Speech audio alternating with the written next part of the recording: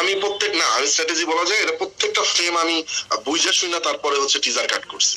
আমি জানি যে এই যে নিতু হত্যা, তারপর হচ্ছে যে নিউজটা হচ্ছে যে এতজন মন্ত্রীর লাশ পাওয়া গেছে, এগুলো আমি বুঝে শুনে টিজার কাটে ইউজ করছি। দেখেন একটা একটা একটা ঘোরের মধ্যে কিন্তু আছে, নায়িকাকে এত ভালোবাসতেছে, আবার তার হত্যারই বিচার চাচ্ছে, আবার মানে হুট করে রেপিস্ট বলতেছে, আবার দেখা যায় যে লাস্ট ফ্রেমে আগের ফ্রেমে যায় দেখি যে যিশু রেপ করে উঠতেছে, চিন লাগাচ্ছে যিশুদা। তো সবকিছু মিলায় কিন্তু আসলে রিভিল হয় না আমার মনে হয়, সবাই মনে হয় যে যার যার মতো করে কিছু একটা বুঝে নিচ্ছে, আর ওইটাই আমি চাইছিলাম যে সবাই সবার মতো করে বুঝে। তো হয় না যে আমার কাছে অ্যানিমেলের অথবা বিক্রামের, আমি কিন্তু শুরুতেই বলছিলাম যে ভায়োলেন্স ডিজাইন আমার কাছে খুব ভালো লাগছে। এর মানে এই না যে গল্প কপি অথবা একদম হুবহু ভায়োলেন্স ডিজাইন করা হয়েছে, বিষয়টা এরকম না। ওইখান থেকে আমার ভালো লাগার জায়গাটা তৈরি হয়েছে যে আমি ইন্সপায়ার্ড হয়েছি যে ওকে ঠিক আছে, এটা ভালো লাগছে। কিন্তু সাকিব ভাইয়ের জন্য কোন রকম চাপ অনুভব করি নাই। উনি আসলে আগে থেকেই আর কি পুরো জিনিসটা এত স্বচ্ছ করে নেয় পরিচালকের সাথে, টিমের সাথে, যা কোনো চাপ মানে অনুভব করা যায় না।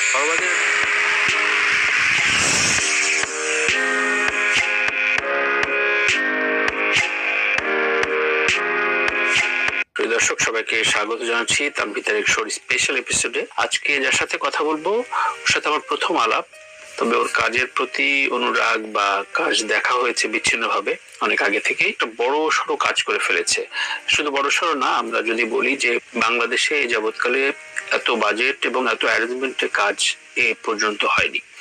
পাশাপাশি আমাদের সুপারস্টার শাকিব খানকে নিয়ে ঈদের ছবির নির্মাতা সবসময় একটি স্পেশাল ভূমিকা রাখে। সেই পরিচালক যিনি সেই ছবির কারিগর মেহেদী হাসান হৃদয়, আমি একটু স্ক্রিনে আনি। হৃদয়, অভিনন্দন প্রথমে।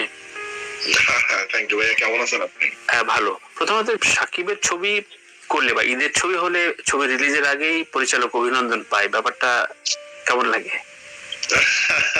না, ভালোই লাগে ভাইয়া, স্বাভাবিক। অভিনন্দন জানাইলে যে কোনো জিনিসই অভিনন্দন জানানোর পর তো লাগাটাই স্বাভাবিক, ভালোই লাগে।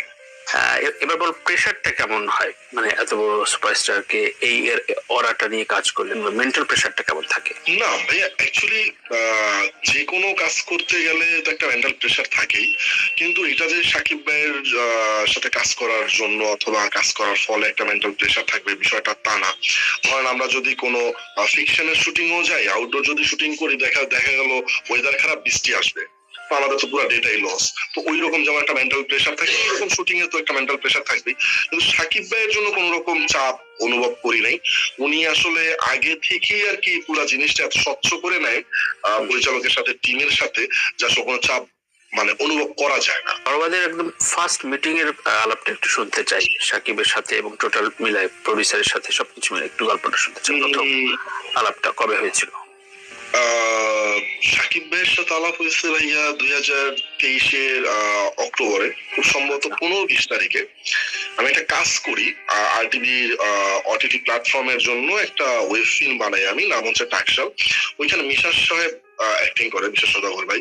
তো কাজটা খুব ভালো যায়, ভালো যাওয়ার ফলে যেটা হয়, উনি আমাকে বলে যে তুমি তো ফিল্ম বানাইতে পারো, ফিল্ম বানাও না কেন? পরে বললাম ভাই আমার কাছে একটা গল্প আছে, আমি বানাইতে চাই। পরে বললো যে কাকে নিয়ে বানাইতে চাও? পরে বললাম আমার আসলে গল্পটা ডিমান্ড করে সাকিব ভাইয়ের কাছে, সাকিব ভাইকে, তো আমি সাকিব ভাইকে নিয়ে বানাইতে চাই। পরে গল্পটার লাস্ট সিকোয়েন্সটা ওনাকে একটু শোনাইছি, অল্প একটু, জাস্ট একটা লাইন। তো উনি ওই দিন আর আমাকে কোনো কিছু বলে নাই। ঠিক তারপরের দিন উনি আমাকে ফোন দিল, ফোন দেওয়ার পরে বললো যে কি অবস্থা, কোথায় আছো? বললাম এই জায়গায় আসছি। কোথায় যেন ছিলাম মনে নেই। তো পরে বললো সাকিবের সাথে একটু কথা বলো। তো সালাম দিলাম, ভাইয়া কেমন আছেন? পরে বললো সবাই তোমার কথা বললো। আচ্ছা। পরে বললাম যে ভাইয়া হ্যাঁ, আমি আসলে আপনাকে একটা গল্প শোনাইতে চাই, যদি আপনি পারমিশন দেন। পরে বললো ঠিক আছে, আসো। তারপরের দিন আমি গেলাম, যাওয়ার পরে গল্পটা আমি শোনাই। গল্পটা শোনানোর পরে উনি মানে খুব এক্সাইটেড হয়ে যায়, গল্পটা ওনার খুবই ভালো লাগে। তো আমাকে বলে যে গল্পটা আমার ভালো লাগছে, আমি কাজটা করতে চাই, তোমার কাছে কোনো প্রডিউসার আছে নাকি আমি করবো? তো আমার কাছে প্রডিউসার ছিল, এটা অনেক আগেই ছিল, অনেক আগে বলতে এরকম আমার এখন যে আমার প্রডিউসার যারা, আমি একবার মালয়েশিয়া শুটিং করতে যাই ঠিক করোনার পরে পরে। তো আমার বন্ধুলা ভাই, এই দুজন প্রডিউসার যারা, তো ওনারা ওইখানে শুটিং টুটিং দেখে, তখন আমার ভাই আমাকে বলে, উনি একটা ইন্টারভিউতে বলছিল শরৎ বেঞ্চার মিউজিকে, উনি বললো যে আপনি সিনেমা বানান। পরে বললাম ভাইয়া এখন না, আমি সময় হলে আপনাকে জানাবো। আচ্ছা দেন এর মাঝখানে ওনার সাথে টুকটাক কথা, তো আমি ওনাকে ফোন দিই, ফোন দেওয়ার পরে উনি রাজি হয়, এই যে আর কি, এভাবে শুরু হয় যাক, ওই দিনই সবকিছু হয়ে যায়। একটা বিষয়ে সবসময় আলোচনা করা হয় যে বিগ বাজেট, বিগ অ্যারেঞ্জমেন্ট, কিন্তু পরিচালক হিসাবে কি বাজেট ম্যাটার করে কিনা? ধরা যাক সাকিবের বাদে অন্য কাউকে নিয়ে ভাবলে বাজেটটা অন্যভাবে হতো কিনা, কি মনে হয় পরিচালকের সাথে অ্যারেঞ্জমেন্টটা কি থাকে, বাজেট কতটা ম্যাটার করে?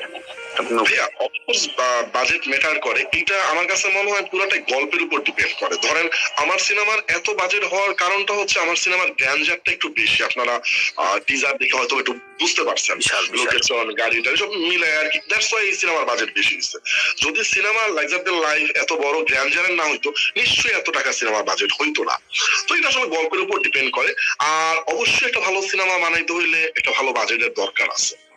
আচ্ছা, সেক্ষেত্রে একটা এর সাথে সংযুক্ত প্রশ্ন করি, বাজেট এবং বিজনেস ভায়াবল, বাংলাদেশ সহ বাংলা ছবির ইন্ডাস্ট্রি, এইটার কথা চিন্তা করে আমাদের বাজেট একটা বড় ভীতি নাকি? মানে অনেকেই একটু বলার চেষ্টা করে যে এত বড় বাজেটের ছবির বাজার নাই, অমুক নাই তমুক নাই, নাকি মেরিটের অভাব, কোনটা মনে হয়? আমি যেটা বিশ্বাস করি ভাইয়া, যদি গল্প ভালো হয়, নির্মাণ ভালো হয়, আপনার ছবি তো মানুষ দেখবে, আর যদি দেখে তাহলে তো আপনার সিনেমার টাকাটা উঠে আসবে। প্রিয়তমার টাকা উঠে আসছে না, তুফানের টাকা উঠে আসছে না, 7-8 কোটি টাকা বাজেটের ছিল, গল্প ভালো হয়েছে, নির্মাণ ভালো হয়েছে, টাকা উঠে আসছে।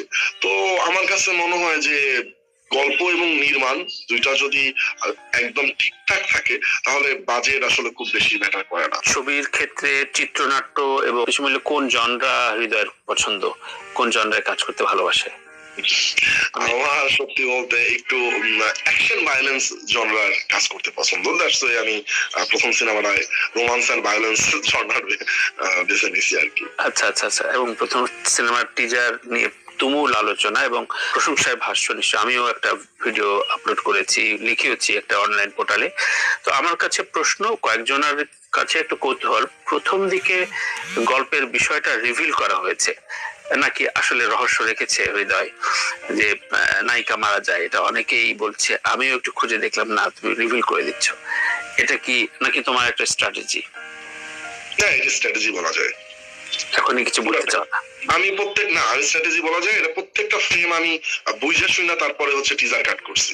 আমি জানি যে এই যে নিতু হত্যা, তারপর হচ্ছে যে নিউজটা হচ্ছে যে এতজন মন্ত্রীর লাশ পাওয়া গেছে, এগুলো আমি বুঝে শুনে টিজার কাটে ইউজ করছি। তাই একটা একটা একটা ঘোরের মধ্যে কিন্তু আছে, নায়িকাকে এত ভালোবাসতেছে, আবার তার হত্যারই বিচার চাচ্ছে, আবার মানে হুট করে রেপিস্ট বলতেছে, আবার দেখা যায় যে লাস্ট ফ্রেমে, আগের ফ্রেমে যায় দেখি যে যিশু রেপ করে উঠতেছে, জিন লাগাচ্ছে যিশুদা। তো সবকিছু মিলায় কিন্তু আসলে রিভিল হয় না আমার মনে হয়, সবাই মনে হয় যে যার যার মতো করে কিছু একটা বুঝে নিচ্ছে, আর ওইটাই আমি চাইছিলাম যে সবাই সবার মতো করে বুঝে। খুব স্বাভাবিকভাবে এই ধরনের ভায়োলেন্স ছবিতে আমরা মেলানোর চেষ্টা করি আশপাশের ছবিগুলোর সাথে, এবং এটাও এখানে আলোচনা করা হয়েছে। তো এই প্রেশারটা কেমন, যে আমার নিশ্চয়ই রণবীরের ছবিটার সাথে মেলানোর চেষ্টা হবে, আমার থেকে ওর থেকে বেরোয় স্কেলের বাইরে কাজ করতে হবে, মানে পরিচালকের ওই জায়গাটা কতটা ফাইট দিতে হয়? না, ফাইট বলতে কি, দেখেন ভাইয়া, রণবীরের যে সিনেমাটার কথা নিয়ে মোটামুটি টুকটাক লেখালেখি হচ্ছিল, যে অ্যানিমেলও কিন্তু আপনি দেখছেন কিনা আমি জানি না, অ্যানিমেলও কিন্তু একটা ইংলিশ সিনেমার মোটামুটি পুরো গল্প কপি না, কেন রিভসের? হ্যাঁ, ভায়োলেন্স ডিজাইন কপি, ভায়োলেন্স ডিজাইনটা এরকম করছে আর কি। তো হয় না যে আমার কাছে অ্যানিমেলের অথবা বিক্রামের, আমি কিন্তু শুরুতেই বলছিলাম যে ভায়োলেন্স ডিজাইন আমার কাছে খুব ভালো লাগছে। এর মানে এই না যে গল্প কপি অথবা একদম হুবহু ভায়োলেন্স ডিজাইন করা হয়েছে, বিষয়টা এরকম না। ওইখান থেকে আমার ভালো লাগার জায়গাটা তৈরি হয়েছে, যে আমি ইন্সপায়ার্ড হয়েছি যে ওকে ঠিক আছে, এটা ভালো লাগছে আমার কাছে। আর এটা আমি প্রেশার হিসাবে নিচ্ছি না, কারণ সবাই সবার মতো করে বলবে, সবাই যে একই রকম বলবে বিষয়টা তা না, কারো ভালো লাগবে, কারো খারাপ লাগবে, কেউ নেগেটিভ বলবে, কেউ পজিটিভ বলবে, আপনি সবাইকে খুশি করতে পারবেন না। শিল্পের নিয়মটাই এমন, যে যার মতো করে বলার চেষ্টা করবে, তোমার মতো করে ছবি আঁকবা। 23-এ যখন আলাপ হচ্ছিল তখন মেবি তুফান রিলিজ হয়নি, রাইট? না, তুফান রিলিজ হয়নি।